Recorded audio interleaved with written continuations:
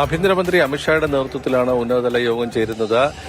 Jammu Kashmir DGP നേരിട്ട് ഇതിൽ ഓൺലൈനിലൂടെ പങ്കെടുക്കുന്നുണ്ട് എന്നുള്ളതാണ് ഇതിലെ ഏറ്റവും ശ്രദ്ധേയമായ ഒരു കാര്യം. കാരണം ജമ്മു കാശ്മീർ പോലീസ് തുടങ്ങിവെച്ച ഒരു അന്വേഷണമാണിത്. അതായത് ഇത്തരത്തിലുള്ള വലിയ തോതിലുള്ള സ്ഫോടക വസ്തു ശേഖരിക്കപ്പെടുന്നു രാജ്യത്തിന്റെ വിവിധ ഭാഗങ്ങളിൽ എന്നുള്ളതാണ് അവരുടെ കൌണ്ടർ ഇന്റലിജൻസ് ഓപ്പറേഷനിലൂടെ അവർ വ്യക്തമാക്കിയത്. ജമ്മു കാശ്മീരിൽ നിന്ന് മാത്രം, അനന്തനാഗിൽ നിന്ന് മാത്രം ഏകദേശം 2800-ലധികം 3000-ഓളം വരുന്ന കിലോഗ്രാം അമോണിയം നൈട്രേറ്റ് പിടിച്ചെടുക്കുന്ന ഒരു സാഹചര്യം. അവർക്ക് ലഭിച്ച 2 സൂചനകളുടെ അടിസ്ഥാനത്തിലാണ് ഇപ്പോൾ ഫരീദാബാദിലേക്ക് അന്വേഷണം നീളുന്നത്. ഇന്നലെ 2 പേർ പിടിയിലാകുന്നതും. ഇതിൽ ഏറ്റവും ശ്രദ്ധേയമായ ഒരു വസ്തുത എന്ന് പറയുന്നത് കഴിഞ്ഞ ഒരു 3 ദിവസം മുമ്പ് ശ്രീനഗറിൽ ഒരു ഡോക്ടർക്കെതിരെ അന്വേഷണം നടക്കുന്നു എന്നുള്ള ഒരു വലിയ അഭ്യൂഹം പരന്നിരുന്നു. തൻവീർ അഹമ്മദ് റാത്തർ എന്നായിരുന്നു പേര്.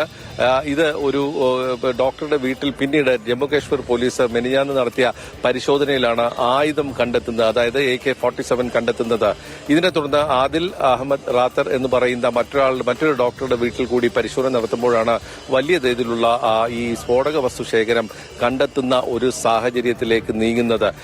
ഇതിൽ പിന്നീടാണ് ഈ ഫരീദാബാദിലേക്ക് ഇവരെ ചോദ്യം ചെയ്തതിൽ നിന്നാണ് കൂടുതൽ വിവരങ്ങൾ കിട്ടുന്നത്.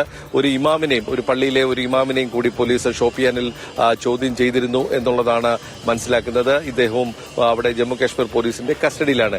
ഇതുവരെയായി 7 പേരാണ് ജമ്മുകാശ്മീർ പോലീസിന്റെ കസ്റ്റഡിയിലുള്ളത്. 2 പേർ ഇപ്പോൾ ഇവിടെയുള്ള 2 പേർ, അതായത് ഫരീദാബാദിൽ നിന്ന് പിടിച്ചെടുക്കപ്പെട്ടവർ. ലക്നൌവിൽ നിന്നും ഒരു വനിതാ ഡോക്ടറെയും ഇന്നലെ പോലീസ് കസ്റ്റഡിയിലെടുത്തു. ഇപ്പൊ ഈ വിഷയങ്ങളൊക്കെയാണ് ഇന്നിപ്പോൾ ആഭ്യന്തരമന്ത്രി അമിത്ഷായുടെ യോഗത്തിൽ ചർച്ചയാകുന്നത്. ശരി, ഡൽഹിയിൽ നിന്ന് P. ബസന്താണ് ഗ്രൗണ്ട് സീറോയിൽ നിന്നുള്ള ഏറ്റവും പുതിയ വിവരങ്ങൾ നമുക്ക് ലഭ്യമാക്കിക്കൊണ്ടിരിക്കുന്നത്.